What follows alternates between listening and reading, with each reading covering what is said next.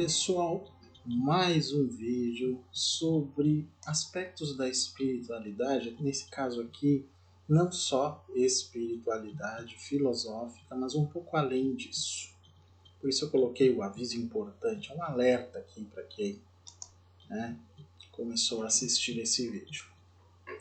Algumas semanas atrás, eu fiz um vídeo chamado Nosso Lar de Elite, análise de uma espiritualidade improvável, que foi uma crítica, não só minha, como de vários espíritas, inclusive, que eu utilizei as falas deles e os textos deles no vídeo, numa crítica não ao filme Nosso Lar 1 e 2 necessariamente, mas aos livros que deram origem a esses filmes, a essa mitologia espírita de Chico Xavier, que desemboca em cidades e hospitais no espaço e colônias espirituais. Até o termo colônia já mostra a questão do colonialismo na cabeça do Chico, lá na década de 20, 30, 40, já se formando. E, infelizmente, no Brasil, isso se tornou a regra de espiritismo no Brasil. Quando eu digo que a noção de reencarnação no Brasil é muito diferente da noção do hinduísmo, muito mais ainda do budismo, as pessoas estranham, mas é só se ler os livros do Chico e se vai ver o que não se vê sendo relatado em nenhum lugar da Índia. Quem viu os filmes Nosso Lar sabe do que eu estou falando. Mas aí eu fiz as tais críticas usando o texto de G.R. Almeida, de outros mais, Dora Encontre, do próprio Allan Kardec, nos seus textos da época da Revista Espírita, mostrando que não faria sentido isso que é citado nos livros do Chico. Então, pior ainda, mais complicado. Mas aí algumas pessoas me perguntaram o seguinte: ok, você e talvez esses outros espíritas, que eu não sou um espírita mais hoje, eu me considero um espiritualista filosófico, não sou um espírita. Ainda que minhas crenças pessoais se aproximem em alguns pontos do espiritismo, em relação ao chiquismo, como é chamada a vertente do espiritismo no Brasil, mais popularmente, eu me distancio 100%. Deixo bem claro isso. Bom, mas de qualquer forma, as pessoas me perguntaram: ok, Paulo, então como você acha que é o mundo espiritual se ele não é dessa forma? Pergunta legítima? Com certeza, pergunta legítima. E esse vídeo aqui é a resposta a essas pessoas e também para vocês, para matar a curiosidade de algumas coisas. Porém, por isso o aviso importante, eu tenho que colocar o seguinte: esse vídeo aqui é uma mescla de espiritualidade filosófica, ou seja, eu vou filosofar sobre o mundo espiritual. Não quer dizer que não tem foro de verdade a filosofia, Filosofia nunca tem verdades absolutas. E um pouco do que eu considero minha experiência espiritual, que é a minha parte fenomenológica, aquilo que eu experimentei ou tenho experimentado, e um pouco da interpretação disso. E entra a questão da episteme, que é sujeita a erros, obviamente, a falsas interpretações, a imprecisões, acho até mais adequado. E que, portanto, vocês não precisam, porque eu falei que acho que é assim ou assado, que vocês têm que aceitar. Porque não é essa a função de uma espiritualidade filosófica libertadora dos dogmatismos. Mas, se servir como inspiração para vocês pelo menos contestarem algumas coisas, refletirem sobre outras, abandonar certos perigos, certas armadilhas das religiões, já ajuda bastante.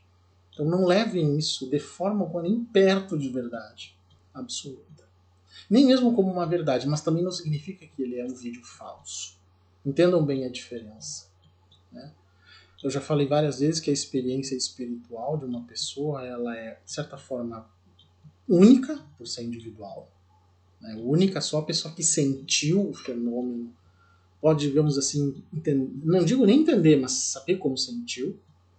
Mas quando nós vamos para o campo da interpretação, tanto a pessoa que vivenciou e que interpreta, e pior ainda, os outros que nem vivenciaram e a interpretam, estão sujeitos a muitos erros. Uns mais, outros menos. Não é assim? Pois é. Então eu já passei por muitas experiências espirituais na minha vida, já falei, Nasci católico, convivi com a Umbanda, com evangélicos da família inteira, a família toda foi se convertendo ao longo dos anos, da minha infância até hoje. Fé Bahá'í, e tantas outras que vocês possam imaginar, na sociedade teosófica, movimento gnóstico, os grupos de mediunidade, seja no espiritismo kardecista, meio ramatiz, né? Até grupos que recebiam ETs por mediunidade, tudo isso eu já passei, gente. Por isso que eu falo disso aqui, desço a lenha, exatamente por isso. Passei por tudo, mediunidade de Umbanda, Candomblé e assim vai. Tudo isso eu já conheço e posso falar, porque eu estava lá.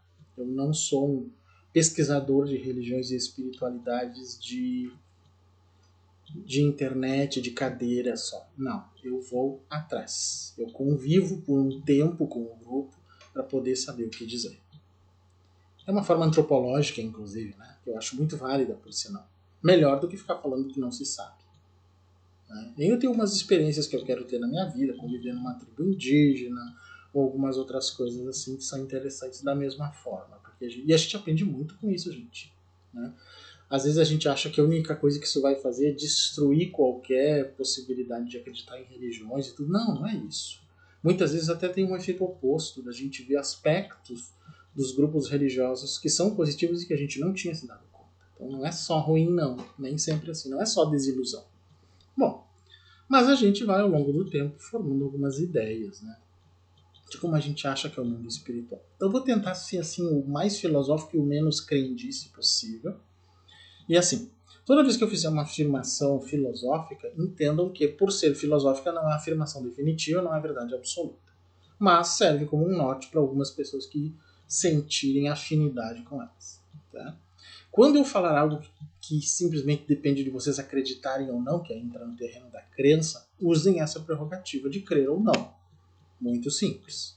Não quero que vocês aceitem goela abaixo porque foi o Paulo que disse. Mas também não acho de bom tom, nem muito inteligente, simplesmente não acreditando, detonar como totalmente inválido porque também foi o Paulo que disse. As duas formas são burras. Né? Elas não são muito inteligentes, não são filosóficas, não são honestas intelectualmente. E tudo isso que eu estou dizendo é como eu ajo, como eu faço quando eu tenho conexões novas em campo espiritual. Conhecer um grupo novo, uma situação nova. Eu me coloco ali e observo o ambiente. Acho que é a melhor forma, né? Já fica nessa introdução também como uma dica do que fazer nesse sentido. Bom, tendo ficado isso claro, eu dividi em 9 pedaços, 9 tipos de argumentações relativas a essa questão de mundo espiritual para tentar ser um pouco didático para vocês. Pode ser que as perguntas que vocês me tragam a partir desse vídeo aqui gerem até um segundo vídeo sobre isso, de como vejo o mundo espiritual. Bem provável, façam perguntas, independente se é lá no chat ao vivo, quando a gente estreia o vídeo, ou nos comentários depois do vídeo, né, já liberado para todo mundo, não importa. Isso pode gerar um segundo vídeo e provavelmente vai gerar. Então façam à vontade. Não tenham medo de perguntar. Perguntar não é vergonha. É sinal de que a pessoa é um buscador. Claro que eu estou falando da pergunta legítima, né, gente? Pergunta legítima. E mesmo a contestação legítima tem que ser muito mais elaborada do que eu acho que não é assim, Paulo. Eu tô cagando pro que você acha. Isso aí não é um argumento. Eu não fico 1 hora, 2 horas num vídeo contestando uma situação, mostrando todos os argumentos para uma pessoa não eu acho que não é assim e achar que lacrou. Não vai lacrar na tua casa, não aqui. Então é assim que é a questão, né? Tá recado dado. Ao longo desse vídeo eu vou apresentar alguns esquemas do que como eu penso das coisas, né? Que é um esquema meu, gente. Não levem isso como verdade definitiva, apesar de eu apresentar um esqueminha que é só para ficar mais didático para vocês. Eu sei que as pessoas adoram coisas prontas para dizer, essa é a doutrina que eu vou seguir. Agora tá aqui a verdade, não preciso, tá tudo mastigado para mim, não preciso buscar mais por conta. Não quero isso. Ter ovelhinhas é muito ruim, gente. Só pastor que gosta de ovelhinha com 10% de dízimo. Eu não. Muito bem. Até porque se gostasse já seria pastor, né? Aí o Malafaia estaria a perigo. Né? Bom, o fato é que, junto com esses esquemas e as coisas que eu vou falar, eu também fiz uma coisa bem interessante que vai ficar rodando ao longo do vídeo aqui. Eu pedi para uma inteligência artificial criar algumas imagens de um ambiente espiritual baseado nessas descrições que eu vou dar nesse vídeo aqui. E ela criou algumas sugestões. Né? Vocês sabem que a inteligência artificial ainda é muito imprecisa, mas imagina para descrever um ambiente de alguma coisa totalmente subjetiva, como um ambiente espiritual num outro plano, uma coisa assim. Mas talvez vá servir para vocês como uma reflexão, são imagens que ficaram bonitas, na verdade. Né? Eu usei o app Leonardo.ai, que é uma inteligência artificial gratuita, e muito boa, tenho testado bastante. Muitas das capas que eu tenho feito dos vídeos aqui são nessa inteligência, então vamos lá. Então, às vezes a inteligência artificial tão amedrontada em alguns aí, né, que ficam loucos de medo que elas vão, né, nos devorar de uma vez, podem servir para essas coisas também. Bom, vamos iniciar então. Nesse sentido, já vou colocar a primeira figurinha para vocês irem se inspirando. Aí não ficam vendo minha cara o tempo todo também. Né? Olha que coisa linda. Uma árvore da vida, um portal, ou mais de um, é toda uma ideia, tem todo um simbolismo aqui, né? Vocês podem se inspirar muito nessas coisas. Bom, primeira coisa que eu tenho que colocar aqui, né, depois de tudo isso que eu falei, e que naquele vídeo lá do nosso lar já foi colocado algumas coisas, essa questão de céu e inferno. A gente está acostumado, né, com o judeu-cristianismo, vem lá do parcismo também, do zoroastrismo e tudo mais, a ideia de céu e inferno. Mas esse céu e inferno, eles são o quê? Eles são planos físico-etéricos, são mentais, são o quê? São uma forma de materialidade? É uma questão que as pessoas me perguntam muito. Bom, eu estudei a ideia de céu e inferno no judeu-cristianismo, né? No próprio hinduísmo, nas suas vertentes, no Vedanta e tudo mais. O próprio budismo adotou o simbolismo de céus e infernos de dentro do hinduísmo, né, mas com uma outra interpretação. E temos aí também a visão espírita mais moderna. Né? A minha conclusão aí é de que essa ideia de céu e inferno são projeções mentais. Poderia dizer que são só planos de existência mental, mas a palavra plano indica um lugar dimensional, né? Mas quando eu digo que são projeções mentais, é um pouco diferente de dizer que são meramente planos. Então, a gente pode chamar isso de plano mental, mas é um plano que não é necessariamente uma dimensão. Então, se fossem planos físico-etéricos, né, e até usando uma definição da própria teosofia de que algo etérico é mais ou menos físico, isso seria uma forma de materialidade, não de espiritualidade. Então, eles seriam planos ainda materiais. É inclusive a armadilha na qual o espiritismo cai, se a gente for analisar. É uma grande armadilha que o espiritismo cai.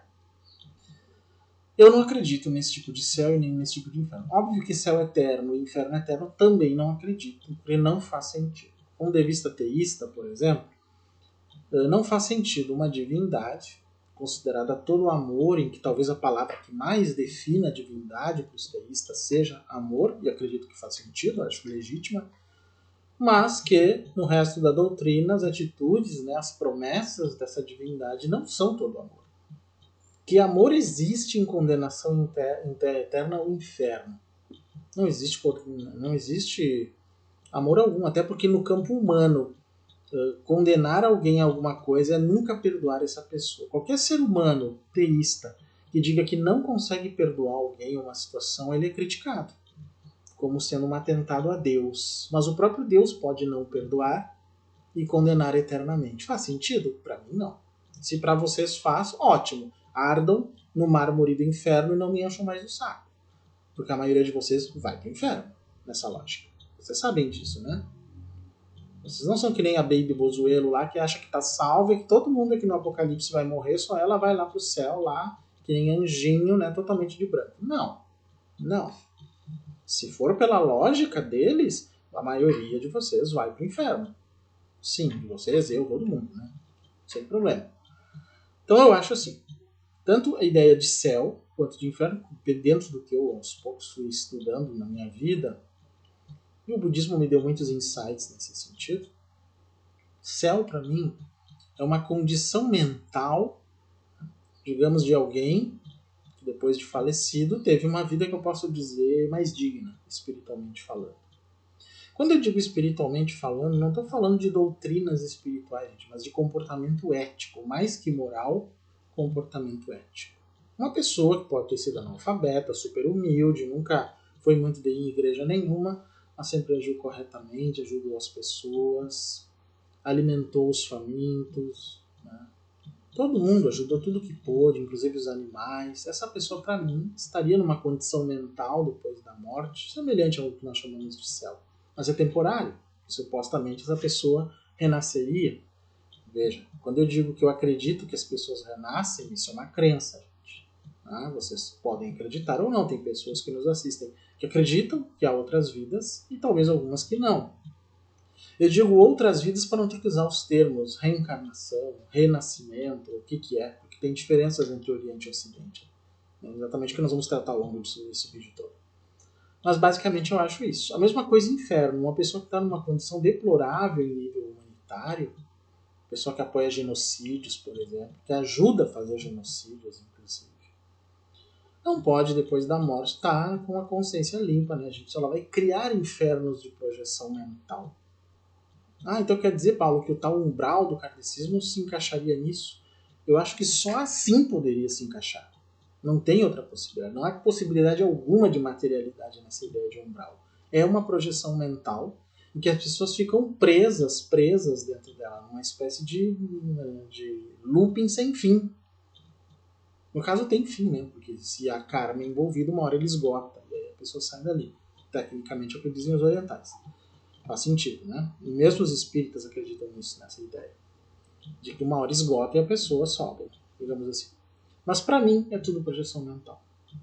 Quando eu digo projeção mental, também quero dizer que não tem como escapar dessas projeções mentais se a pessoa não tem desenvolvimento suficiente. Não tem como uma pessoa que foi genocida escapar do seu próprio julgamento. Não é um Deus que julga, não é um espírito que julga, não é nem um diabo que julga. É a própria condição mental da pessoa, quando depois de morta, a consciência dela se dá conta de que ela é da mesma natureza daqueles outros seres que ela matou. E aí vem um arrependimento, uma condição em que ela fica realmente muito triste. E isso leva a um looping mental negativo, que seriam os infernos, que pode durar um certo tempo, né? Que talvez para o campo da Terra vale alguns anos e talvez para eles possa ser muito mais, ou invertido, depende de cada caso, mas não é a mesma percepção de tempo, né? Porque a percepção de tempo nessa visão espiritual ela depende mais da consciência do que da geografia e do espaço, né? Ou do tempo, né? Então acho que tem mais sentido isso. Então esse é o primeiro ponto. Não acredito em céus e infernos eternos. Nem em céu eterno, nem em céu eterno. Claro que se nós vamos falar no sentido extremo, que seria uma iluminação, ou quando se chega a espírito perfeito, né, ou perfeito, como dizia Paulo no Novo Testamento, a ideia de um espírito perfeito, como até no Espiritismo você fala, aí é diferente. Subentende-se que a pessoa vai estar naquela condição, né, o ser, indefinidamente. Mas mesmo essa história de um ser é algo que eu não compactuo muito. A visão de espírito que nós temos no Ocidente é muito diferente da visão de Atma do Oriente. O espírito do Espiritismo é um ser meio material, vamos dizer assim, quase isso, que pode incorporar em médiums, que tem efeitos específicos, enquanto que o espírito, como Atma no Oriente, não tem essa mesma noção aí. É um pouco mais amplo, é um pouco mais gasoso, menos material, se espalha mais, digamos assim, como campo de consciência. Tem uma diferença clara e me agrada mais essa segunda, de certa maneira. Porque faz mais sentido para mim, não porque me agrada no sentido de agradar, porque me é mais agradável a lógica, né, ao pensamento. Então esse é o primeiro ponto. É motivo para a gente ficar com medo quando diz isso, né, quando se fala dessa questão de céu e inferno serem projeções mentais, porque se for assim, né, não tem como escapar. Nossa própria mente vai nos acusar. Sim, isso é verdade. Mas não é uma coisa que eu possa culpar outro e nem pedir arrego para outro, de certa maneira. A não ser que eu mesmo faça um trabalho próprio de desenvolvimento da minha consciência para que aquilo que eu cometi de erros possa ser equacionado. Eu não uso moralismo para isso, gente. Eu não sou muito a favor disso, não. Eu prefiro uma questão de ética. Não é uma questão moral que vai pesar quando vocês morrerem e aquilo que vocês fizeram vier à mente de vocês. Na minha opinião, não. O que vai pesar é a questão ética. Porque a questão moral ela é bastante cultural. Se for ela a prerrogativa após a morte, Então, os espíritos, aqueles que estavam numa cultura em que matar não era um problema, não vão sentir nenhum peso na consciência. Né? Porque aí a regra religiosa mandou matar, sei lá, ou qualquer outra coisa, né? Ou porque era uma minoria, ou porque eram considerados, né, ou havia uma xenofobia religiosa envolvida, ou porque era uma minoria sexual, ou alguma coisa assim. E aí já viu, né? Então isso não seria muito bom para a humanidade. Agora, quando se trata de um dispositivo ético que vai entrar em ação karmicamente, aí é diferente. O matar é eticamente inadequado. Aí é que está. Eu acredito mais nisso com o elemento. Ele é inclusive mais implacável do que o dispositivo moral que é usado pelo espiritismo, inclusive. Mas é implacável pela sua natureza, sua naturalidade, e não por uma influência moralizável, moralizante de uma divindade. Não é necessário invocar isso. O budismo mesmo não tem divindade e tem essas percepções. Né? Então não é necessária uma divindade para que a gente tenha uma noção de ética. Tanto que dizem, aqueles países sem Deus e não sei o que, como os que são budistas, né? Por isso que tem isso. Olha, não, o que nós temos de desgraça no ocidente teísta, gente, é a prova de que isso é uma falácia total. Nunca tivemos tanto moralismo e tanta destruição em nome de Deus, Jeová, seja o que for, gente. Nunca tivemos tanto. Os países que mais causam problemas no mundo são cristãos, protestantes. Estou falando dos Estados Unidos também, entre outros. Então, esse é o primeiro ponto para começar já a dar uma refletida com vocês. Vamos para um segundo. Vou mudar de figura aqui para vocês verem aqui. O que ele andou gerando, né, nessa. Segunda questão que eu coloco é que eu percebi ao longo da minha pesquisa e vivência espiritual ao longo dos anos que dá para dizer que tem 3 níveis de episteme espiritual, digamos assim, hoje no mundo, e que pode ajudar vocês que têm crenças, né, e noções parecidas com o que eu estou falando nesse vídeo a se orientarem, talvez, para um caminho de busca. Por que eu digo isso? Porque é muito comum as pessoas me procurarem, seja por comentários ou até por recados por redes sociais em geral, WhatsApp e outros, o fato de, digamos, elas estarem em conflito na sua busca espiritual, ou dentro vieram do espiritismo, ou do budismo, ou da umbanda, ou de lugar nenhum, e elas ficam na dúvida. Óbvio, porque quando elas começam a estudar os sistemas espirituais como um todo, que são religiosos, na verdade, é óbvio que vão encontrar contradições. Por quê?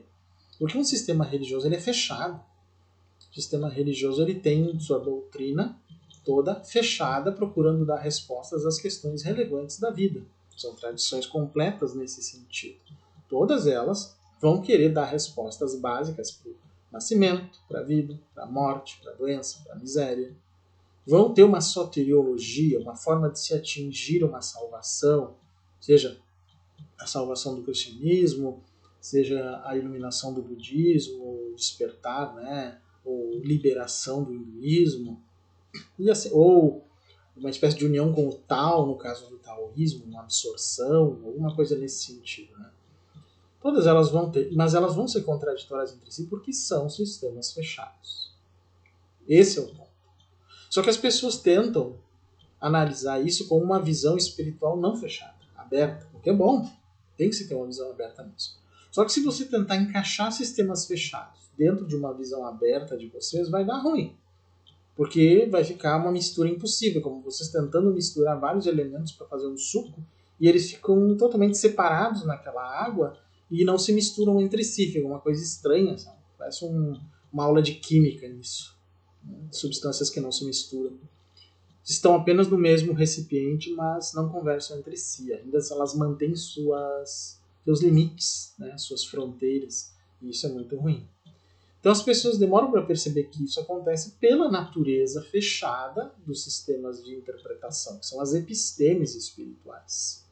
Então tem 3, aqui basicamente eu divido o que a gente tem encontrado por aí. Vamos pegar o que eu chamo de episteme espírita, que é uma, nova ciência espiritual, que seria o espiritualismo não kardecista, que é outra, e o que eu chamo de uma ciência da consciência, espiritualidade filosófica e fenomenológica, que tem a ver muito com o que esse vídeo está falando aqui. Vou explicar um pouquinho das 3. Essa episteme mais espírita, né? O que ela trata geralmente? Para quem já conhece o espiritismo, já chovendo molhado. Né? Fala de níveis vibracionais, planos espirituais, níveis de densidade. Eu chamo isso de uma falsa espiritualidade. Em que sentido? Não que não seja legítima como prática. Porque esses níveis, planos, né, níveis de densidade vibracionais, são ainda materiais. Basta vocês verem a descrição que o próprio Chico dá nos livros dele, Nosso Lar e tantos outros, né, de que isso nada mais é do que uma forma de materialidade. Ah, Kardec não concordava com isso. Né? Pois é, vai ser o próximo nível de explicação. Mas do ponto de vista do chiquismo, né, do espiritismo chiquista, vamos definir assim, é uma forma de materialidade. Ou seja, ele conseguiu fazer o espiritismo do Kardec regredir filosoficamente, regredir doutrinariamente, regredir em essência com relação ao espiritismo de Kardec, mesmo que o espiritismo original de Kardec tenha seus problemas naturais, históricos já conhecidos. Bom, então o primeiro nível seria esse, o espírita, né? Como a gente entende ele no Brasil.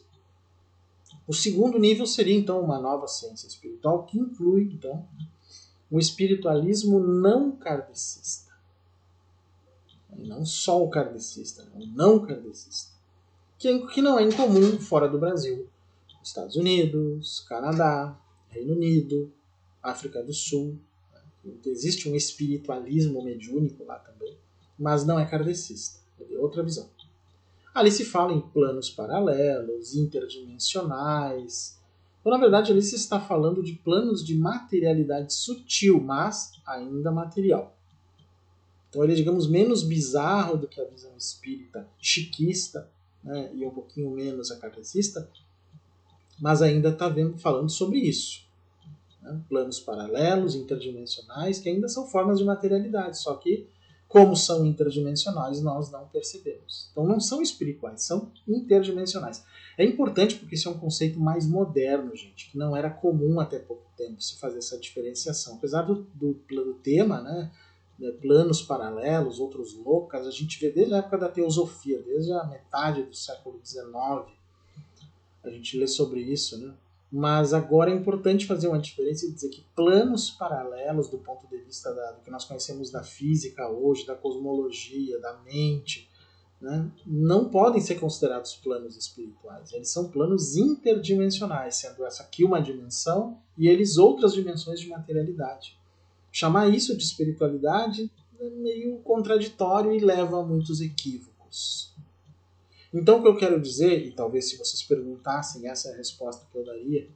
Gente, o que muitos médiums, que sejam legítimos, né, não vamos deixar de lado as mistificações, percebem do outro lado, muitas vezes são planos paralelos interdimensionais e os seres que estão vivendo lá não são espíritos dos mortos. São seres de lá. Não são seres daqui que estão lá, inclusive. Não. São seres de outras dimensões, que estão vivos lá. E que, por algum dispositivo universal, é possível que algumas pessoas captem, em alguns momentos, esses planos. Podem captar ou por suas próprias capacidades psíquicas, nossas, né, daqui para lá, ou capacidades psíquicas de lá para cá, que chegam a interferir na nossa mente, ou, com tudo isso ou sem isso, momentos de abertura, digamos assim, interdimensional, que podem ser facilitadas por vários fatores no mundo, até geomagneticamente falando. Talvez alguns lugares do mundo, dependendo do tipo de metais, né, da interferência eletromagnética que tenham, permitam essas aberturas nesses portais dimensionais em alguns momentos, coisa que a gente ouve falar na humanidade desde muito tempo, as chamadas terras invisíveis, terras das fadas, dos anões, essas coisas que acontecem. Até no Tibete tem muitas histórias de terras encantadas, até da Shambhala e outras, né? Que nada mais podem ser que ecos folclóricos de possibilidades, sim, ao longo da história humana, de portais se abrindo e se fechando em certos momentos. Eu acredito nessa possibilidade, existem alguns elementos da física moderna que corroborariam isso. Mas deixando bem claro, acredito que existam. Inclusive é um dos objetos de estudo da ufologia interdimensional, que é da hipótese interdimensional em ufologia, e não se trata de planos espirituais. Apenas, às vezes, um outro plano. Não significa que por ser um plano invisível ao nosso, ele seja necessariamente superior evolutivamente ao nosso. Não necessariamente. Por isso mesmo que eu digo, não vamos confundir alhos com bugalhos. Então essa seria uma segunda visão das coisas. A terceira eu chamo de ciência da consciência, espiritualidade filosófica e fenomenológica. O que temos aqui? Numa visão dessas, como nós interpretamos os mundos espirituais, ou planos, ou como queira entender? Como planos de consciência ou planos mentais. Planos realmente espirituais, portanto, no sentido de mentais ou não materiais em qualquer nível. Nesse caso, eu faço uma referência que já não é incomum na literatura sobre noética e tantos outros estudos da consciência, de que a palavra espiritual hoje em dia tem que ser entendida como algo no sentido mental e, portanto, de consciência. Não necessariamente um outro plano, que acaba sendo um plano físico, mesmo que sutil, como eu falei nos outros dois casos aqui. Então, espiritualidade teria a ver mais com uma visão de como a mente funciona no todo do universo, na totalidade que é o universo. Existe uma totalidade da existência e existe a mente nessa totalidade da existência. A forma como a mente se movimenta nessa totalidade, sendo ela parte da totalidade, nós podemos chamar de espiritualidade. Eu acho que é uma visão que vocês nunca ouviram falar, né, dessa forma. Mas é o que está mais alinhado com as pesquisas noéticas, que são os estudos da mente, da consciência, que estão sendo feitos hoje por muitos pesquisadores, né, alternativos no mundo inteiro. Pesquisadores, não são religiosos. Isso é um ponto importante que a gente tem que colocar. Não se preocupem se não estão entendendo totalmente o que eu digo, porque o objetivo desse vídeo não é ser uma aula definitiva sobre o assunto. Pelo contrário, começar a dar algumas ideias para vocês sobre isso. Só isso, não mais do que isso, gente. Então vamos adiante. Mais uma figurinha aqui para dar uma inspirada em vocês. O terceiro ponto aqui tem a ver com as densidades, já que eu falei, né, da questão dos planos antes. Planos também tem graus de densidade, porque vamos pegar aqui o plano físico em que nós estamos. Tem graus de densidade? Ou é tudo a mesma densidade? Pensa. Vamos dar um tempinho dos segundinhos. Pi. Óbvio que não, né, gente? Não tem a mesma densidade. A terra, o fogo, o ar, a água, o plasma, né, são densidades diferentes, no mesmo plano material. A gente poderia até, se tivesse uma outra percepção do mundo, dizer que a terra em que nós estamos é um plano e o lugar onde estão os peixes na água é um outro plano. Seria possível? Na visão antiga de planos, né, poderia ser perfeitamente lógico. Só que nós não aceitamos como tal porque nós enxergamos o plano da água, né? A ideia é que os outros planos sejam invisíveis, ou os planos sutis, como diziam os antigos indianos, sukshma lokaha, ou seja, os lokas sutis, né, os planos sutis, os locais, né? Alguns traduzem louca por planeta, mas não é o termo certo para louca. Louca é uma palavra sânscrita que, por ser uma língua indo-europeia, da onde vem o termo locus, local, lugar, né, para o latim. Então é nesse sentido, plano para nós, um lugar. Acho que lugar é mais adequado. Uma área circunscrita. Um campo, até podemos traduzir de forma mais moderna, de manifestação de energia no sentido físico do termo, né? Mas também de consciência, que é o aspecto mental, espiritual da coisa. Então, louca corresponderia a isso. Nesse sentido, o mundo todo nosso é um louca. Então, mesmo com a água, ele continua sendo do mesmo louca, mas de densidades diferentes. Agora vamos para o nível dos outros louca, né?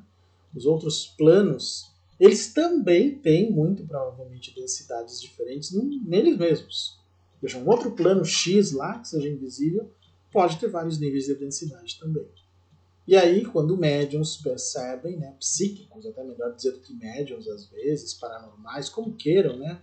Senão a gente fica sempre muito atrelado ao espiritismo com a palavra médium, os psíquicos, vamos dizer assim. Cada um pode perceber do mesmo plano densidades diferentes. E por isso que muitas vezes há divergências. Por exemplo, quando a gente fala em chakras, que cor tem os chakras, quantas pétalas tem os chakras, como é que não é. Se vocês forem procurar na internet, mesmo na literatura mais especializada, até de mestres espirituais, há muita divergência sobre esses detalhes. Sobre localização, cor, quantidade de pétalas, como gira, decide girar, e até os significados deles na nossa vida. Não é igual. Por exemplo, o sistema de chakras indiano não é igual ao do tibetano. Eles são diferentes. Então, pouca gente sabe disso. São questões de percepção. Como que se chegou a essa ideia dos chakras? Não foi através de psíquicos do passado, os rishis, ou seja lá quem for, os yogis? Acredito que sim. É de onde veio essa visão. E por que não são iguais, consoantes? Se todos eles tiveram capacidade de ver a mesma coisa, não era para ser tudo igual? Pois é, também acho. Mas, como eu falei, das densidades, depende do nível de densidade nesse plano em que os chakras funcionariam que esses seres conseguiram ver. E isso foi gerando as divergências. Então dá para vocês terem uma ideia do porquê que não dá para aceitar de modo absoluto visões espirituais do invisível, né? Desse tipo de coisa. Não dá, gente. Não quer dizer que vocês jogam tudo no lixo. Eu não faço isso. Em nenhum momento, por mais que eu critique visões, né, espirituais e religiosas aqui no canal, eu jamais disse para vocês joguem isso no lixo. Pelo contrário, usem isso como parâmetro para ir cimentando a caminhada de vocês. É esse o sentido que eu dou para as coisas, né? Então, esses planos possuem sim várias densidades. Então, qualquer psíquico, né, pessoa que tem capacidade de perceber esses níveis que são materialidade sutil, por exemplo, ou até o que nós chamaríamos de nível espiritual, então, que é mais mental, vai ter essas diferenças aí. Okay? Isso explicaria muita coisa, né? Essas diferenças entre o que o médium escreve, o outro escreve, ou o psíquico escreve, o outro escreve, faz sentido, gente. É muito... O pessoal da Umbanda tem muito dessas dúvidas, porque cada um diz uma coisa, né? Inclusive cada casa de Umbanda é única, né? O seu jeito de fazer o ritual e analisar a questão é único. Eu acredito que por dois motivos. Uma, porque não tem uma doutrina rígida que diga não tem como se ver de outro jeito. Não, as pessoas têm uma certa liberdade no processo. E outra, por essa característica que eu falei agora, que os planos são de densidades diferentes e cada um vai captar um aspecto diferente disso. Mas a Umbanda, felizmente, é uma religião que se adapta muito bem a isso que eu falei. Ela consegue não só entender isso que eu digo, como usar isso que eu digo no seu processo mediúnico. Basta ter uma casa com inteligência para isso, por exemplo. O kardecismo já é um pouco mais retraído a essa ideia, porque ele segue dispositivos. No Brasil, quem manda é a FEB, quem não concorda com a FEB é escrachado, é excomungado, entre aspas, né, dali, tem que fazer de modo independente. Pois é, então que sejam independentes. Porque a FEB só está tentando segurar o chiquismo, né, e está prejudicando o kardecismo original, inclusive, para quem acredita nele. Né? Muito bem. Então chegamos ao nosso terceiro ponto que eu queria, né, analisar com vocês. Temos mais um ponto agora. Vamos mudar de figura aqui. Essa aqui ficou bem legalzinha, essa figura aqui. Né? Cheio de simbolismos aqui. Eu queria ter uma sala assim, gente. Vocês não queriam uma sala assim? Dá para imaginar uma musiquinha tocando, bem legal ali, né? Que coisa. Mas isso aqui é para falar dos seres dos planos invisíveis. Para vai ficar mais pesado. Né? Eu me baseio, parafraseando os 3 reinos do budismo, de que existem vários tipos de seres nesse nosso universo. Existem seres ou entidades que possuem uma forma física, etérica, né? É o chamado reinos da forma dentro do budismo. Acredito que há entidades sem forma, inclusive, como as que muitas vezes se manifestam pelo sistema chamado channeling, canalização, em que essas entidades dizem que nunca tiveram um corpo físico, nem sequer energético, mas que existem como unidade. Isso se encaixaria nos reinos da não forma do budismo, inclusive. Muito interessante, né? Então, e o budismo tem 2.500 anos e já abria essa possibilidade, gente. Que coisa incrível, né? E o mundo físico, né, dos seres humanos é chamado reino do desejo dentro do budismo. Então lá tem 3 reinos. O do desejo, os reinos da forma e os reinos da não forma. Desejo, forma e não forma. Desejo é o nosso. Né? O reino do desejo é meio óbvio, né? Baseado em busca de prazer, escapar da dor, poder e tudo que a gente tem visto no mundo, né, há muito tempo. Mas nos tais planos que eu falei no início, que são planos interdimensionais, né, digamos assim, nos outros loca, existem os chamados reinos da forma. São seres que têm formas sutis, plasmáticas e tudo mais, tem muita coisa nesse sentido. Coisas que muitos médiums veem e acham que são ETs, ou que são mentores espirituais, ou mortos. Não. Muitas vezes, na minha opinião, isso tem mais a ver com seres interdimensionais. Alguns podem ter desenvolvimento espiritual a ponto de, podemos dizer assim, dar algum tipo de instrução sobre sobre a sua condição e até nos ajudar espiritualmente. Sim, acredito. Acredito que sim, faz sentido. E até alguns textos budistas do Mahayana corroborariam que nesses outros reinos existem bodhisattvas, seres muito desenvolvidos, que poderiam instruir os bodhisattvas daqui, do nosso reino do desejo. Isso é possível, faz muito sentido. O Sutra de Vimalakirti é um dos sutras budistas que eu recomendaria para vocês para entender isso que eu estou falando.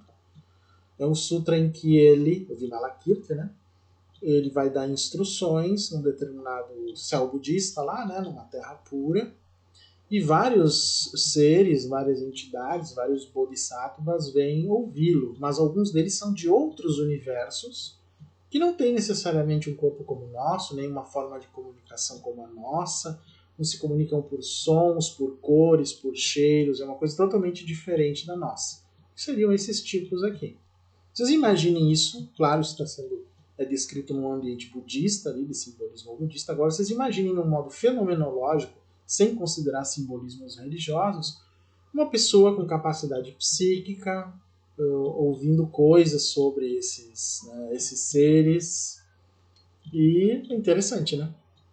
É interessante. E ainda tem as entidades sem forma, os chamados reinos da não forma, das quais a gente não pode falar muita coisa, porque não tem muito o que dizer, né? De certa maneira, não tem muito o que dizer. E que, por quê? Porque eles não têm nem esse sistema de formas fluídicas, vamos dizer, no termo espírita, né, ou plasmáticas, não tem cheiro, não tem forma, não tem cor, né? Sei lá o que é, são só pensamento, provavelmente, mas eles existem como unidade. Vejam, isso também é descrito na literatura budista, mas também descrito na literatura mais moderna, da década de 80 para cá, nos materiais da canalização, por exemplo. Não é mera coincidência, talvez, né?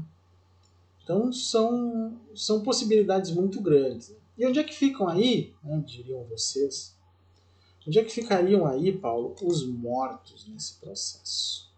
O que eu posso dizer para vocês quanto a isso? Onde os mortos ficam? Aí é uma questão também de crença do que acontece depois que morre, mas eu não acho que eles ficam vagando da forma como se mostra no Espiritismo.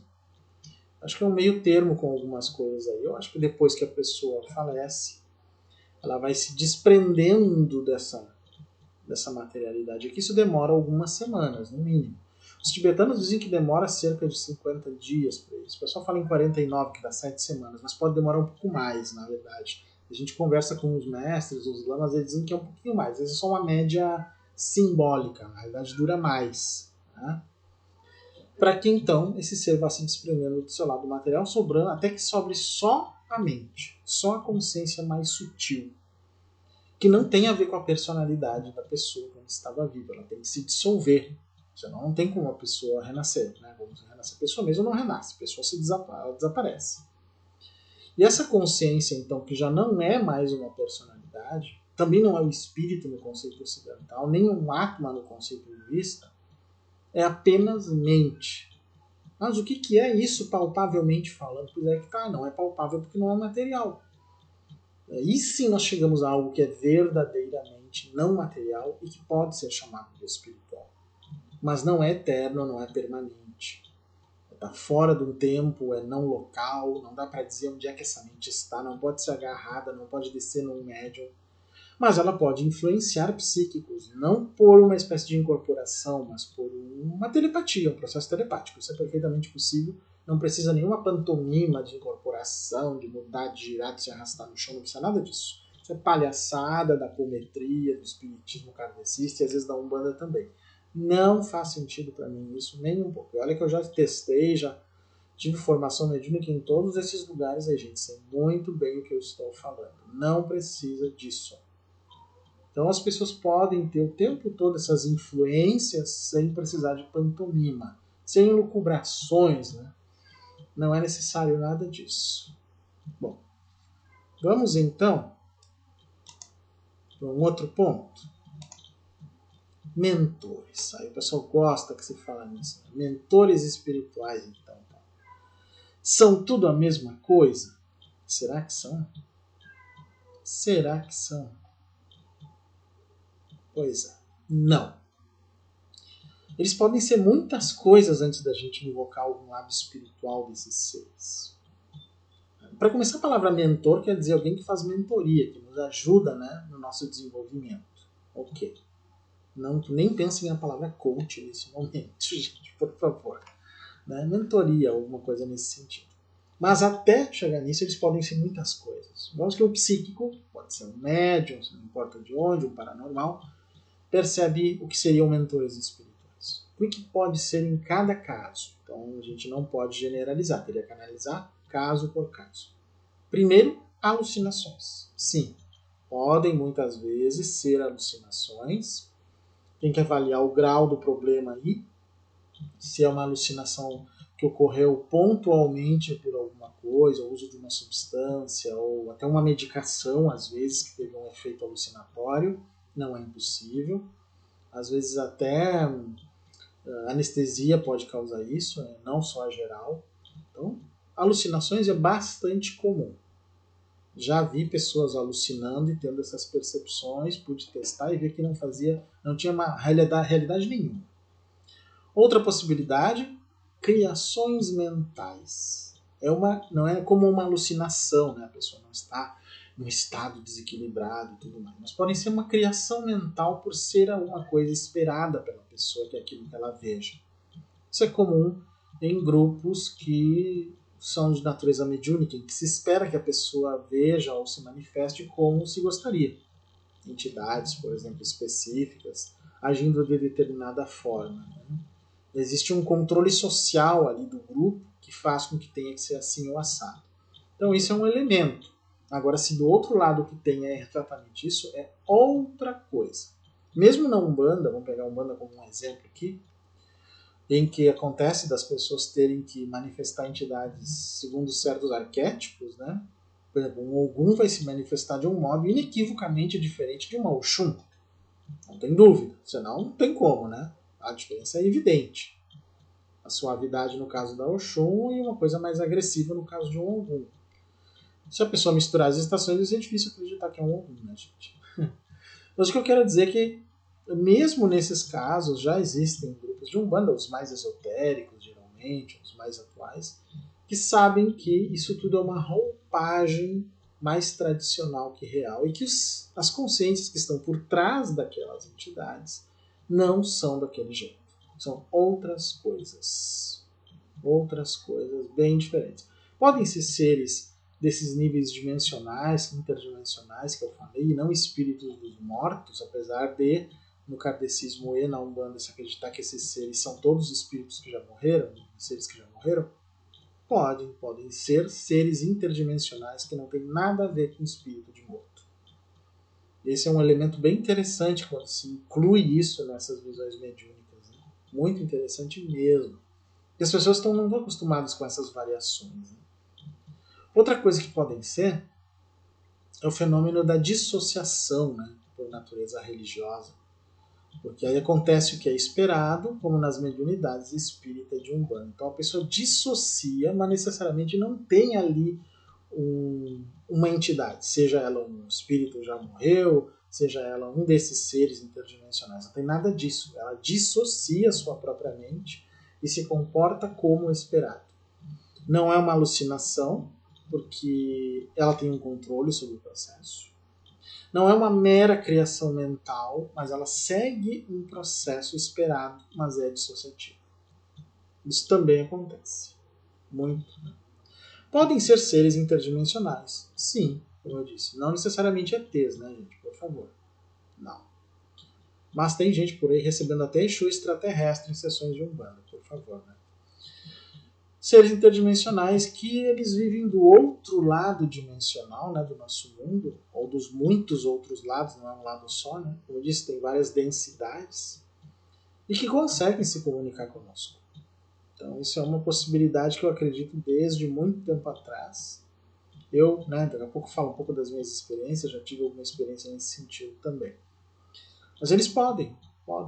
Talvez eles adotem roupagens que nós esperamos que eles adotem para se comunicar mais facilmente conosco. Jacques Vallée falou isso, né, no seu livro Passaporte para a Magônia, que é bem provável que seres de outras dimensões foram adotando certas roupagens de acordo com a cultura da Terra, folclore, as ideias religiosas e tudo mais, e mitológicas inclusive, para que ficasse mais fácil serem compreendidos e até aceitos. Acho que faz sentido isso, sim. Acho que ele tem razão. Outra coisa que isso pode ser, e aí entra finalmente a questão dos mortos, né? Consciência dos mortos se manifestando no plano mental intermediário entre a morte e a vida, que é chamado bardo do budismo tibetano, né? Plano intermediário. Então, essa consciência que eu falei antes, né, como acontece depois da morte, ela fica meio que vagando um pouco nesse plano mental intermediário, digamos, se dissolvendo a vida anterior, dissolvendo o que seria a personalidade, para que então ela possa entrar novamente numa vaga de renascimento. E nesse tempo, nada impede que alguns psíquicos captem essas consciências e que o contrário também possa acontecer. Essas consciências captem os vivos, até porque às vezes podem ter ligação com as pessoas daqui, porque são parentes, pessoas amadas, filhos que deixaram para trás e tudo mais. Pode acontecer? Pode. Pode sim. Então esse é o momento em que é possível que psíquicos e médiums em geral entrem em contato com esses seres e tenham acesso ao que seriam os registros de memória dessas consciências, que é o que permite que as psicografias, inclusive, ocorram. Não estou falando das verdadeiras, não estou falando das falcatruas. Né? Permite que algumas psicografias tragam fatos relevantes, informações relevantes, né? Que acontecem, na minha opinião, não só por produto do que o falecido está dizendo, mas acho que é um meio termo entre o que o falecido diz e aquilo que o próprio psíquico interpreta no seu sistema cerebral e transforma numa mensagem falada ou escrita, alguma coisa nesse sentido. Não acredito que isso vá ser tão relevante, né? O importante é o resultado final dessa mensagem. Estou falando, como eu disse, das que têm alguma relevância, que trazem alguma coisa de novo, e não daquelas que ficam chovendo no molhado falando sempre a mesma porcaria. Né? Não estou falando disso. Mas acredito nas possibilidades. Eu digo para vocês, eu assisti poucas vezes situações de psicografia que eu posso dizer que tinham alguma legitimidade como fenomenologia, sem eu entrar em interpretações epistêmicas aqui, ou religiosas. Mas eu assisti já vi vários casos. Mas a grande maioria é um problema. A grande maioria é um lalalilalá, uma variação sobre o mesmo tema, bem complicado. Uma coisa rara que podem ser também esses mentores espirituais, e aí que é, né, o problema de diferenciar muitas vezes, extraterrestres em contato telepático, seria possível? Seria. Seria mais fácil, né, já se eles tiverem mais capacidade mental que nós, do que uma visita física muitas vezes. Acho que é possível? Acho. Acho que é comum? Não. Acho muito raro. Essa gente que diz receber aí, né, canalizar esse comandante extraterrestre com voz robótica, para mim é pura falcatrua. Até porque quando a gente analisa a mensagem, digamos, a verborragia vulgar e sem utilidade da mensagem não se coaduna com a ideia de ser alguma coisa bastante evoluída, bastante desenvolvida, né? Infelizmente. Esse é um ponto a ser considerado também. Né? E a última opção? Seres espirituais de verdade. Como assim? O que eu quero dizer? O que são seres espirituais de verdade? Consciências sem forma, por exemplo, essas que eu falei do budismo, da canalização, seres dos reinos sem forma, né? Bodhisattvas, como são chamados lá, Budas, talvez para alguns, são visões, são nomenclaturas religiosas. Vamos dizer assim, seres de civilizações avançadas, tanto material quanto espiritualmente. É possível? É, mas gente, quanto mais fantástico vai ficando isso que eu estou dizendo, que podem ser mentores espirituais, reduzam ao mínimo possível. como se fosse um funil, cada vez indo mais, né, para o seu finalzinho lá, bem afunilado, cada vez mais raro. Infelizmente, no mundo hoje, não é o que tem acontecido, na verdade. Até tem piorado a situação, parece que é o contrário, né? Todo mundo vê tudo que é coisa e não é bem assim que funciona. Não é bem assim que funciona. Tá, mas aí, Paulo, você acha que é o que do outro lado? Como é que é? Não tem hospital no espaço? Não tem nosso lar? Não, não, gente, não tem isso. Na visão, nas percepções minhas, agora eu vou falar das minhas experiências, mais uma vez em vídeo, mas agora contextualizando isso, não tem hospital no espaço, não tem nosso lar, não tem colônia sobre o Rio de Janeiro, seja lá por onde for, isso não faz sentido. Dessa forma como é colocado, não. Espiritualmente, não. Mas já que nós falamos em níveis interdimensionais, em qualquer lugar aqui em que nós estivermos, até na nossa sala, no nosso quarto, há uma dimensão do outro lado, ou várias, em que pode ter muita coisa. Então, vejam que é relativo isso que eu estou dizendo. Né? O que não faz sentido é o nosso lar de elite do Chico Xavier, incrivelmente de elite, né, que se faz de amoroso, mas vai lá, joga dardos eletromagnéticos contra os mortos lá no umbral. Isso não faz sentido nenhum, gente. Isso é um colonialismo racista aplicado ao espiritismo. Vejam que não faz sentido isso. Se deram conta disso, gente? Isso é coisa da época do racialismo, do racismo, do colonialismo, ficar tossicando os outros com a vara ou com a espada ou com alguma coisa. É a mesma forma, só se transformou num dardo eletromagnético. Ah, por favor, sejamos inteligentes, né? Não vão se deixar enganar tão facilmente assim. Por favor, né? Aí vem esse sexto ponto que eu queria colocar para vocês. Algumas histórias que podem ser interdimensionais que eu já passei. Já contei em outros momentos, mas só para contextualizar assim. Vou falar de um modo mais bruto, sem muita interpretação. Eu, por exemplo, quando eu era criança, antes dos 7 anos foi isso. Eu morava numa casa, tinha um riachinho que passava ali. E eu me lembro, dos meus 3 irmãos, eu e meus 2 só tinham um, então eu sei que foi 2, 3, 4 anos ali. Talvez uns 4, 5 anos, 4, 5, 6 anos, dentro dessa faixa. Eu me lembro que tinha uma pessoa, aparentemente uma pessoa, que saía, né, que entrava por este riacho profundo da minha casa e que vinha conversar comigo. Interessante que meu outro irmão, que era um ano mais velho, não estava perto, ele não ficava ali, talvez nem visse esse amigo. O outro ainda não tinha nascido ou já tinha e era nenenzinho, ficava dentro de casa, então. Né?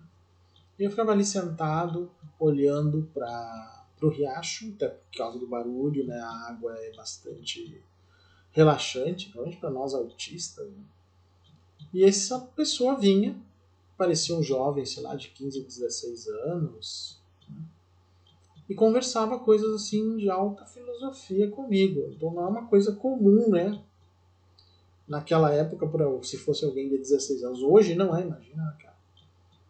E me falou muitas coisas sobre questões espirituais e tudo mais.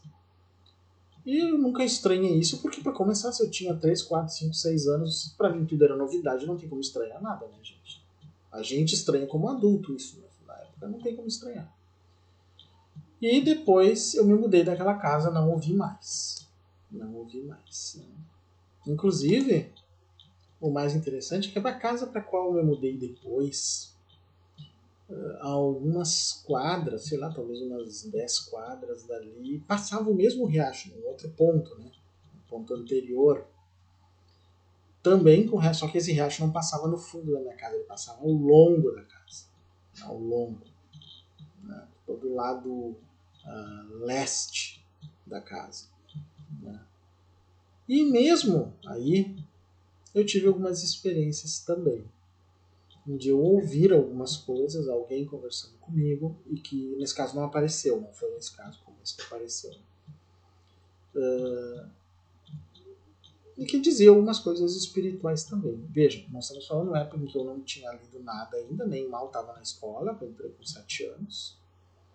Não era o tipo de literatura que eu tinha acesso, que não era comum, estamos falando de 1977, entre 73 e 77, não era uma coisa fácil. Uma família de poucas posses, uma família, né, pobre, na verdade. Então não tinha maiores acessos a isso, obviamente. Né. A gente tinha televisão, mas mesmo na TV não eram comuns essas coisas, muito raras. Né. Então não faz muito sentido isso. Então, ali pelos 9 anos eu tive uma experiência de ver uma espécie de bola de fogo que saiu do nascente e que parou acima de mim. E quando ela parou, eu, apaguei. Era o fim da tarde, assim. E depois eu me acordei, já era noite. Não sei o que aconteceu nesse tempo, nesse lapso de tempo. Até hoje não sei. As pessoas, você foi abduzido, Paulo, eles fizeram coisas contigo. São as pessoas que estão dizendo, não sou eu que estou falando. Até porque qualquer coisa que eu falasse nesse sentido seria especulativo. Né? Não é meu objetivo ser especulativo nesse sentido. Mas, fenomenologicamente, foi o que aconteceu. Isso mudou bastante a minha vida e gerou uma quantidade grande de sonhos depois. Gerou muitas coisas. Gerou, inclusive, uma tendência que eu tenho desde aquela época. Acho que quase todo ano acontece, às vezes a cada 2 anos. No período da primavera, principalmente, eu entro num estado de consciência um pouco diferente. É uma coisa como se fosse meio lexotado, assim, sabe? Em que eu fico muito mais reflexivo e começo a ter percepções que vão além do plano físico que nós conhecemos. E nessas percepções é como se fosse borrando o limite entre o que nós chamamos de nosso mundo físico e algum outro plano, que seria então interdimensional, nesse sentido, né? E nessa borração, né, como se fossem 2 planos se interpenetrando, digamos assim, o que acontece é que às vezes eu começo a ter percepções a partir disso. Tipo, se há consciências do outro lado, eu vou perceber isso. Se elas têm algum grau de comunicação, eu vou perceber isso. E às vezes eu consigo devolver a comunicação. É. E como que elas se apresentam, Paulo, para ti? Muito diferente daquela forma rocambolesca, romantizada e moralizante dos livros do Kardec. Muito diferente disso. Tá? Esse é o ponto que eu digo. Pela minha experiência pessoal, eu digo que esses seres que eu percebo não são cristãos. Não tem Pai Nosso para eles. Não tem Jesus para eles. Alguns, se fossem falecidos, acreditariam, tudo bem. Mas sempre me incomodou a ideia de que, por espiritismo, todos os espíritos são cristãos para serem evoluídos. Quer dizer que mesmo alguém que morreu, que era budista, incrivelmente praticante, só vai poder evoluir depois se virar cristão do outro lado? Balela, não faz o menor sentido para mim. E todas as percepções espirituais que eu tive até hoje não corroboram isso, elas contestam isso. É como se eu pudesse afirmar, e isso vai ser uma das poucas afirmações que eu vou fazer para vocês aqui. As consciências do outro lado, gente, não têm visões religiosas como nós. Então, essa história de que todos os espíritos do outro lado são cristãos é uma falácia. Ou de qualquer outra religião. Não estou falando só do cristão. Né? Mas como é a base no espiritismo, não são. Não são. Eles devem ter suas próprias formas de percepção da realidade, terem construído suas próprias formas de entendimento, até de sistematização, porque as religiões nada mais são do que isso. E isso faz algum sentido para mim, a forma como isso tem sido colocado. Em 1991, eu fui até a fazenda Aurora, a Granja La Aurora, no Uruguai, na região de Salto. Muitos devem ter ouvido falar, né? Por causa dos livros do Trigueirinho, falando de Aurora. Mas não é por causa dele, né? Eu fui até lá em 91 e descobri, conversando com as pessoas, que realmente tiveram avistamentos de objetos lá e tudo mais. E essa fazenda seria o foco dessas aparições. E lá se fala, né, há muito tempo, que seres andam por lá. Segundo o Trigueirinho, era uma espécie de cidade interterrena, alguma coisa interdimensional. Eu não gosto de entrar muito nas doutrinas do Trigueirinho, embora não fiz nenhum vídeo sobre ele. Infelizmente ele morreu, então fica difícil falar de alguém que já morreu. Né? Mas eu tive contatos por carta com ele. Então um dia eu vou contar num vídeo melhor a minha ligação com ele, ou desligação com ele. Mas de qualquer forma, em 91 eu fui com 2 amigos até lá. E eu não sabia que a fazenda estava fechada à visitação pública, porque muita gente querendo entrar, fazia muito furdunço lá dentro. Né? Toda essa turma gratiluz aqui do Brasil indo correndo para lá, achando que ia encontrar os mestres ET e não sei o que, ou intraterrenos. Aí quando eu cheguei com meus amigos, fui até a porteira, não sabia que a fazenda estava fechada ao público. Mesmo assim apareceu uma menininha, toda de branco, né, e que perguntou se nós queríamos ver o umbu. Umbu é uma árvore, né, grande que tem nessa região e que a que tem lá dizem que sofreu um raio de um OVNI, né, muitas décadas atrás, e que ficou um buraco lá, que torrou a árvore. Né. Alguns dizem que foi meramente um raio, né, e que tá lá, dá para ser visto. Só que como a fazenda estava fechada, não seria possível. Porém, essa criança estranha, vamos dizer assim, né, não é Carrie, mas é estranha, disse se nós queríamos, falando em espanhol, se nós queríamos ver o umbu, e eu disse gostaríamos. Aí ela simplesmente, naturalmente, abriu a porteira para nós, nos conduziu até esse lugar. Ficamos ali um tempinho olhando, normal. Aí quando fizemos nossa curiosidade e nos voltamos, eu me voltei para agradecer a ela e me despedi, ela tinha sumido. Eu e os meus 2 amigos vimos, então não foi só eu não. Eu disse, nossa, cadê a menina? Ah, sei lá. Pá, vamos embora. Aí nós mesmos fechamos a porteira por conta. Quando nós fechamos a porteira e começamos a nos dirigir à estrada, né, novamente, nesse meio tempo veio uma caminhonete cheia de gente lá do Rio Grande do Sul, aqueles gratiluz gritando e balbuciando e tudo. E quando eles fizeram isso e buzinaram para que alguém abrisse a porteira, apareceu um adulto de dentro da casa dizendo: não, não pode entrar, a fazenda está fechada, ninguém pode entrar para visitar mais, está totalmente fechado. Aí eu olhei para os meus amigos: mas está fechada, quem era aquela menina que abriu para gente? Uma intraterrena mesmo? Um ser interdimensional? Deixa a interpretação para vocês. Normalmente estou falando do que foi visto. Mas que foi estranho, foi. Foi mesmo. E nenhuma outra situação muito estranha que aconteceu na Serra Gaúcha, muitos anos atrás, acho que 92, por aí. Um pouco depois até dessa situação. Em que uma pessoa que eu conheci dizia ter tido contato com um ser, né, a princípio interdimensional também, e que deu a ela uma capacidade psíquica de mover objetos. E ela me mostrou isso, movendo uma pirâmide na minha frente, uma pirâmide de cristal. Eu pude analisar a mesa onde isso foi feito. Era uma mesa de vidro, pude tirar, pude mexer, pude dar uma de Randall ali, né, o The Dawkins, dar uma de cético, vi que não tinha nenhuma manipulação. E ela conseguiu fazer ela se movimentar. Bom, não são coisas que me impressionam tanto, não só pelo grau de fraudes que existem no mundo, mas porque eu acredito que seja possível. Né? Então, ela mostrou que ela tinha adquirido essa capacidade psíquica em contato com esse ser, que ela chamava de Césion, né? Inclusive, ou ele se chamava assim. São algumas das experiências, né, digamos assim, que eu tive que podem ser consideradas interdimensionais. Teria outras, mas acho que são as mais relevantes para esse vídeo não ficar tão longo, que já está ficando. Para vocês verem que vocês podem ter tido experiências assim também. E se vocês contarem elas dessa forma que eu contei, sem maiores interpretações, sobra experiência. Né? Agora vocês imaginem que coisas semelhantes, ainda que em outras linguagens, são relatadas desde o início da humanidade, estão em anais, livros sagrados, livros não sagrados, né, coletados por Jacques Vallée e outros, até pelo Charles Fort, do livro dos Danados, coisas que aconteceram ao longo da história toda. Até do livro do Jacques Berger, né, com o Lee Pauls, que é o Despertar dos Magos, ou Mágicos. Tem muitas dessas experiências. De outras pessoas eu já ouvi muitas experiências. Muito, muito mesmo. Então, isso acompanha a humanidade há muito tempo e explicaria a ideia de que esse contato interdimensional é muito mais frequente do que se imagina. Inclusive é uma explicação bem alternativa dentro da ufologia para muitas coisas, bem mais lógica.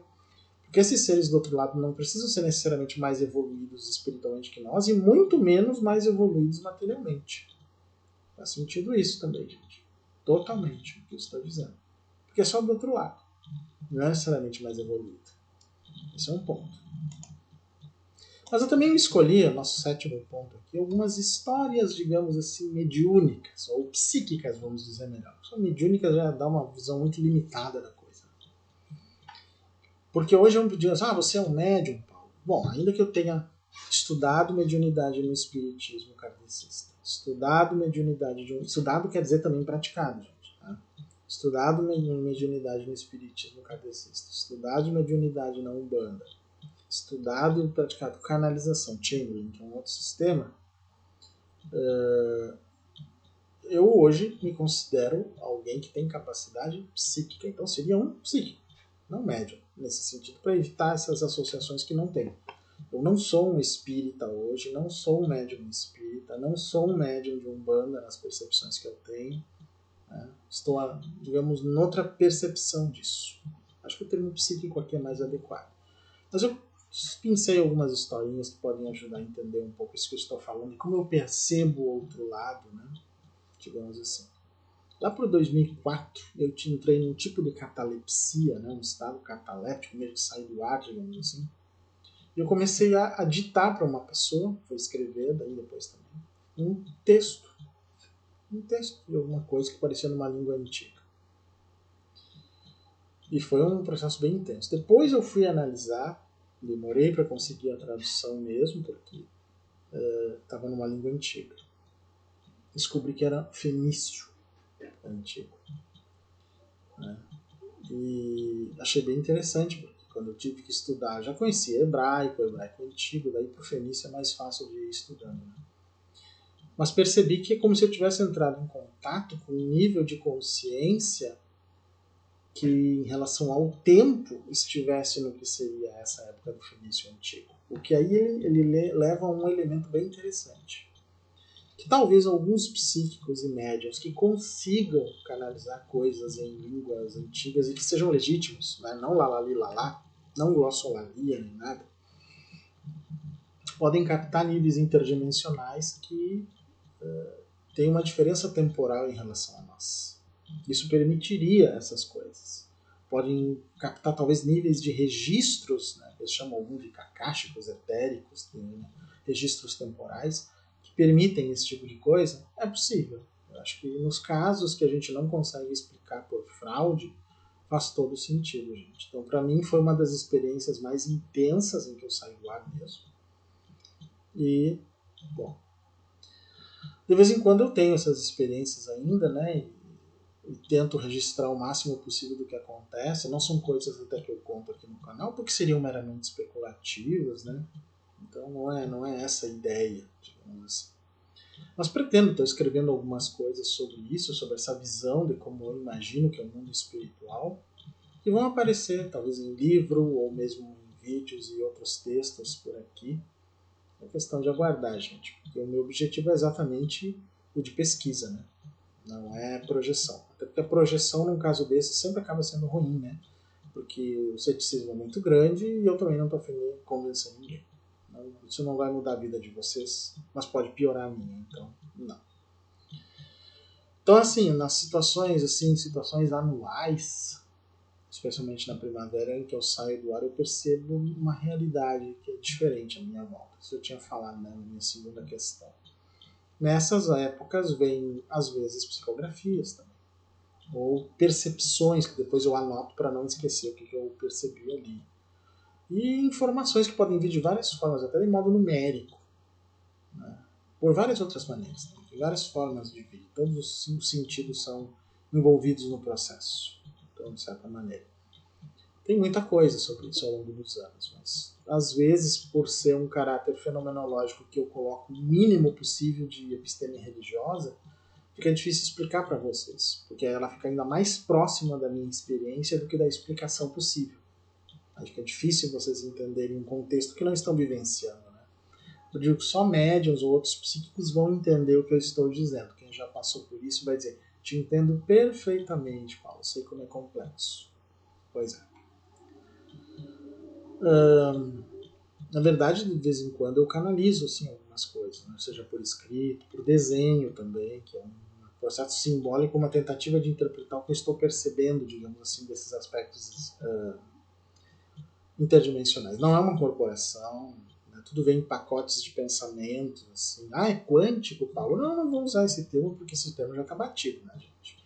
Mas como fossem pacotes mesmo, eles têm todo um processo de interpretação a partir daí. Ele é muito rápido, e aí a sensação da passagem do tempo também muda. Né? Isso é um outro detalhe. Então, tanto que, né, embora eu não anuncie aqui exatamente para evitar a vulgarização, eu faço alguns desses processos para pessoas que me pedem, né, em casos de que podem ser úteis, mas sempre deixo a prerrogativa da decisão de se eu vou realizar isso para aquela pessoa, para mim e para quem está ali me orientando. Se alguma coisa aqui não vai ser possível, não é possível e pronto. Exatamente para evitar aquela coisa da vulgarização. Né? Não tem motivo para isso. E isso já é uma coisa que é comum comigo desde criança. Então, pouca gente sabe disso, até no próprio canal, porque não é o que eu dou ênfase aqui. Né? Se o meu objetivo fosse fazer que nem muitos pastores aí, muitos médiums aí, né, gourmet que tem, esses médiums golpistas aí, né, aí era fácil eu enaltecer isso e aí já viu, né, no que ia dar. Só que eu não quero esse bando de gado na minha porta me enaltecendo aqui, porque eu não preciso disso. Não preciso disso. Não quero, não preciso e não estou autorizado. Mas nem preciso me referir ao não estou autorizado, porque moralmente e eticamente eu sei disso. Mas principalmente porque eu não quero. Não faz sentido esse tipo de coisa. As pessoas têm que aprender a buscar pelos seus próprios meios. E toda vez que eu recebo alguma coisa, é exatamente nesse sentido. Eu digo, né, que eu quero que a mensagem seja útil. Que ela sugira alguma coisa. Não é uma mensagem de adivinhação, não é aquela água com açúcar de mensagens mediúnicas espíritas, nada disso. Só recebe o nome de psicografia porque é feito por um processo mental. Né? Não tem nada a ver com o espiritismo. Totalmente diferente. Então as pessoas que, algumas aqui que já tiveram a oportunidade de receber material meu assim, sabem do que eu estou falando. Outras nem têm ideia. Vão ter que esperar mais um tempo. Mas eu também tenho sonhos lúcidos, né? Há muito tempo, desde criança, e parecem sugerir que assim, muito do que a gente sonha acontece realmente numa outra dimensão da mente. Não é uma outra dimensão física. É outra dimensão da mente. Que inclusive pode extrapolar o tempo, para frente e para trás, pode nos permitir algumas previsões, inclusive, né? Dentro da leitura psíquica, o sonho lúcido também. E é bem interessante essa visão. No meu caso, eles são espontâneos, não consigo provocar esses sonhos, mas eles vêm com uma certa frequência. Eles vêm. Mas eu não provoco e nunca tento. Tentar posso dizer que tentei, mas não deixo natural. A minha relação com o sono e o sonho é bem tranquila, gente. Posso dizer assim, que eu me sinto bem quando eu estou sonhando do outro lado, lá me sinto bem. Não tenho muitos fantasmas lá não, nem muitos demônios. Posso garantir para vocês. Isso é muito raro. Eu digo que tem gente que vive bastante atormentada nos seus sonhos. Não é o meu caso. Não é o meu caso. Bom, aí vamos para um ponto aqui que eu até vou colocar agora aqui para vocês a primeira tabelinha. Vamos lá. Que é esta aqui. Eu vou explicar porque isso aqui é o resultado de uma grande análise e dessas inspirações que eu tive também, dessas mentalidades, digamos assim, do outro lado, para não dizer mentores, né? E que foram me mostrando algumas coisas. Os 3 níveis que nós podemos analisar as coisas, a partir de o que chamaríamos de materialidade pura. Por que eu digo pura? Porque a ideia de materialista, de materialismo, é aquele que só acredita na matéria. Né? Antigamente isso queria dizer uma coisa, hoje já é outra. Antigamente a matéria era a mesa dura, a caneta que eu tenho na mão, completamente dura, seja lá o que for, o copo que está aqui do meu lado. Só que isso não é materialidade pura, porque a física mostrou que tudo isso é feito de energia.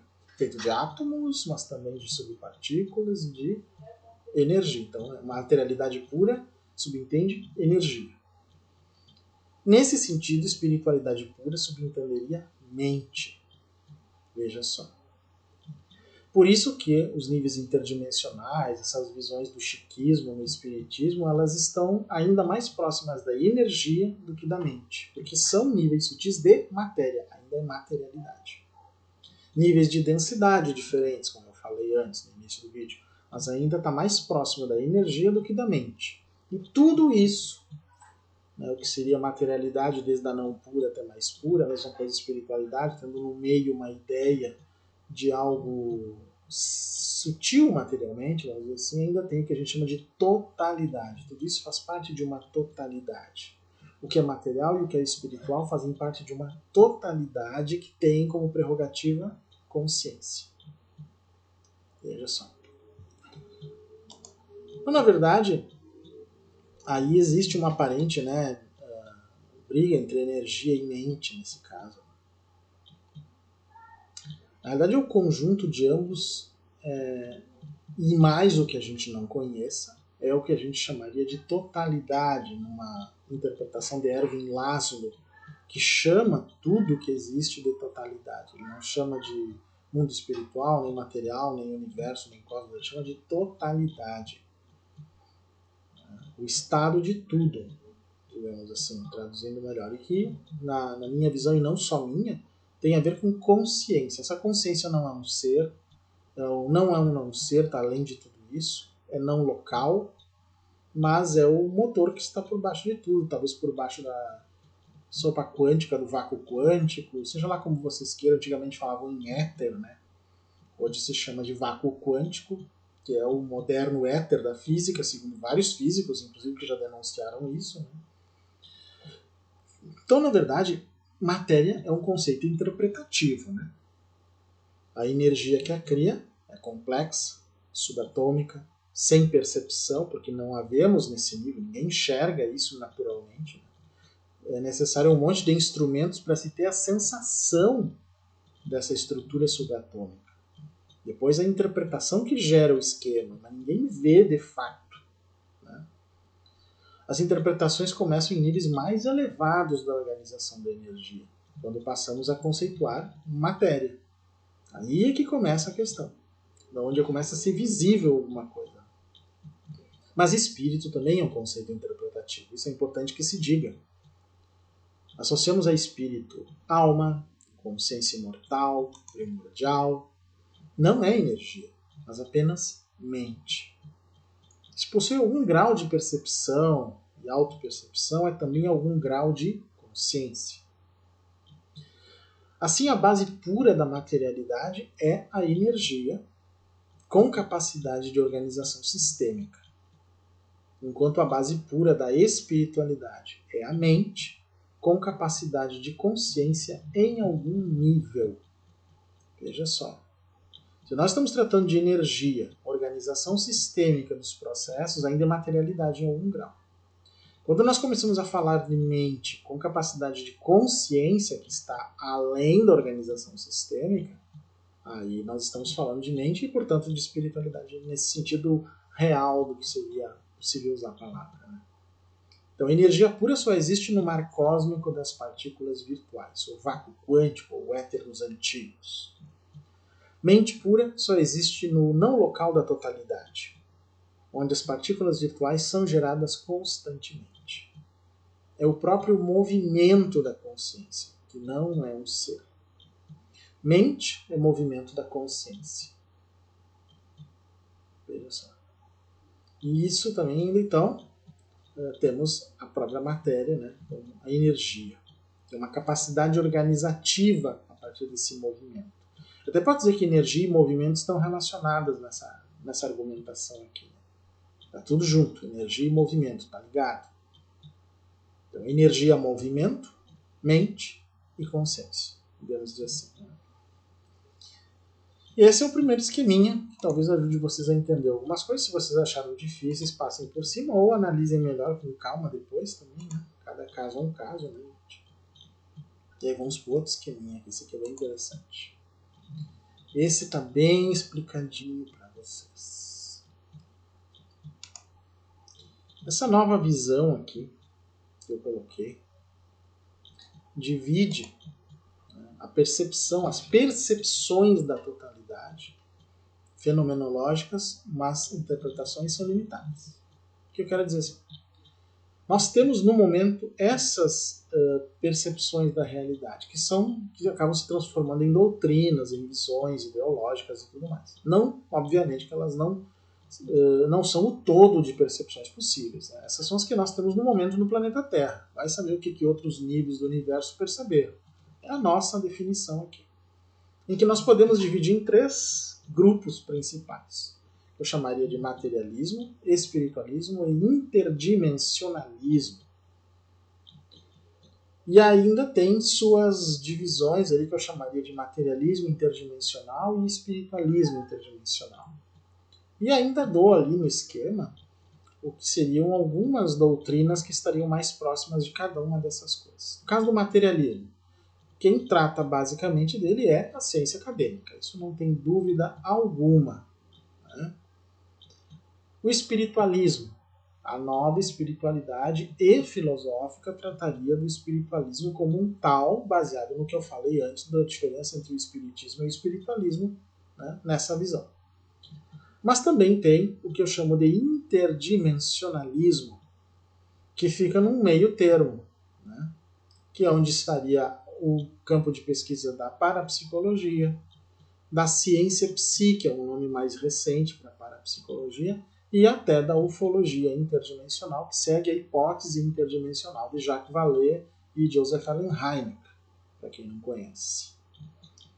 Que é a ideia de que entre o que nós chamamos de matéria, ou nosso mundo visível, perceptível por instrumentos do momento atual da tecnologia, e o que nós chamaríamos de realmente algo espiritual, portanto mental, existe um sem número de dimensões no meio do caminho, com vários graus de densidade, que se aproximam mais de um ou de outro, e acabam sendo, digamos, talvez a origem das capacidades psíquicas, das paranormais, das capacidades psíquicas, esse campo aqui.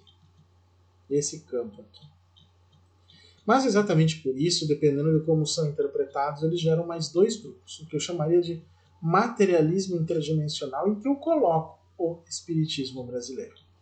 Como eu falei, as tais cidades no espaço, né, o nosso lar e tudo, tem todas as características do mundo material.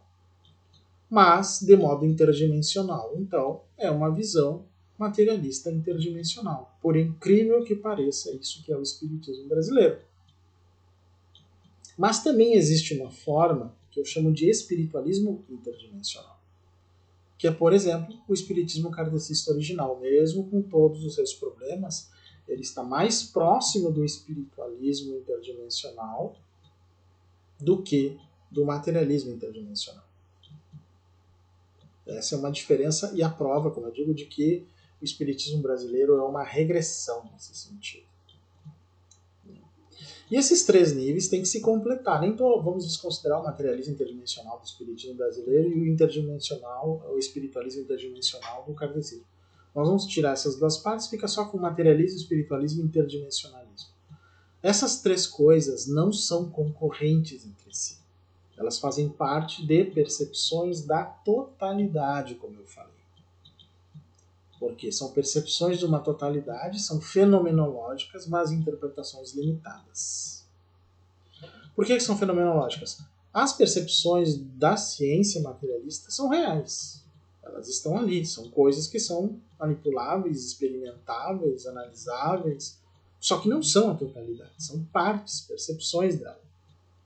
As do espiritualismo, que se pode, né, até ter percepção na meditação, no uso de substâncias, seja lá ayahuasca ou outra, se for possível isso, também são percepções limitadas da realidade, da totalidade, melhor dizendo. E o interdimensionalismo, que parece mais amplo, aí, porque mistura um pouco dos dois, né, aí abre um leque de possibilidades tão grande, gente, tão grande, que é incrível. Que muitas das coisas que parecem inexplicáveis vão parar nesse campo. Não podem ser consideradas completamente materiais pela sua natureza, mas ainda também não podem ser completamente espirituais, porque existe um elemento interdimensional, algum grau de materialidade ainda relativo. Claro que eu também acredito que tem os níveis mais sutis e os mais pesados, da mesma forma, né? Com certeza. Mas não precisamos invocar nosso lar, nem uma sociedade moralista e elitista que fica, né, acossando espíritos trevosos com, sei lá, blaster de luz, sei lá o que, com baterias eletromagnéticas e com não sei o que. Não faz sentido isso, gente. Não faz sentido isso. Não faz mesmo. Então esse foi um esqueminha básico, apesar de ter 1h30 de vídeo já, né, que eu fui desenvolvendo para mostrar para vocês como eu imagino que é o mundo espiritual, ainda que muito diferente do nosso, né? Essa aqui é uma imagem que, inclusive, criada pela inteligência do Leonardo, né, desse aplicativo. Talvez represente um pouco essa abstração que seriam outros planos. Isso aqui, acho que lembra um pouco, sim, algumas coisas que eu já percebi, talvez outros psíquicos já tenham percebido. Coisas totalmente diferentes de como nós imaginamos aqui. Talvez a mais adequada seja essa figura que eu usei na capa, né, desse nosso vídeo. Um conjunto de energias, né, uma dança de energias. Isso parece mais quântico, né, de certa maneira. Esse aqui parece mais quântico e a outra figura realmente parece mais macroscópica, digamos assim. De qualquer forma, quando eu digo esse jogo de energias, a energia já é uma questão literalmente material. É movimento da consciência. A energia é movimento da consciência. Consciência é o que há de mais espiritual nesse nível. Quando eu falo em consciência pura, não estou falando da consciência de nós acordados aqui, Paulo, Maria, não, isso é outra. Isso é produzido pela mente. Mas aí eu digo que em nível de consciência as coisas seriam mais ou menos assim. Um jogo de luzes, cores e coisas que se dissolvem e se recriam o tempo todo. Seria talvez como o mar de partículas virtuais, né? Acho que dá pra gente imaginar se a gente tivesse como ver, né, essa sopa de partículas virtuais antes de virem para o nosso mundo, como é. Se tivéssemos como ver, talvez fosse uma visão bem estranha para nós. A própria física é estranha nesse sentido, né? Com certeza. Então é isso, gente. Acho que dei algumas pinceladas, porque não é o objetivo concluir o assunto, é um assunto que não tem como dizer bater o martelo, é assim como o Paulo disse, ponto. Eu vou ser mais um que nem os outros que eu estou criticando, e não é esse o meu objetivo. Não é mesmo. Mas se inclusive esse vídeo gerar mais dúvidas e perguntas de vocês do que respostas, eu até me sinto feliz. Porque é sinal de que vocês entenderam os pontos de reflexão que eu coloquei aqui. E essas perguntas serão bem-vindas e vão ajudar a constituir uma continuação desse vídeo aqui. Talvez uns 2, né? Daqui a alguns tempos, meses, semanas, quando eu tenha material suficiente para responder para vocês. Eu acho que vale a pena vocês verem com calma isso e a partir das próprias experiências de vocês. Não da doutrina religiosa, gente. Independente se for em religião ou não, tente analisar as experiências de vocês de modo fenomenológico, ou seja, de modo puro, quando aconteceu a experiência, antes da interpretação. Quando nós interpretamos, nós damos uma doutrina para isso. A gente coloca dentro de uma caixinha, de uma ideia, de uma ideologia, de uma religião, de uma doutrina, de uma crença. E aí o fenômeno espiritual se limita àquilo que nós colocamos, àquela caixinha na qual nós o colocamos. E isso é ruim. Isso pode ser ruim para nós. Porque a nossa experiência ela é atorada pelo meio, como se diz. Ela perde muito em riqueza, vamos dizer assim. Então, se vocês puderem fazer perguntas lembrando disso que eu disse agora, até quando forem referir a experiências de vocês, de repente, provavelmente as perguntas de vocês vão soar muito mais do que intelectuais ou racionais, algo mais profundo, o que vai contribuir muito para um vídeo de continuação aqui. Ok? Esse era o meu recado para vocês hoje. Gente, quem gostou desse vídeo, não deixe de dar aquele apoio que obviamente nós precisamos, né? Através curtindo, compartilhando, se inscrevendo no nosso canal.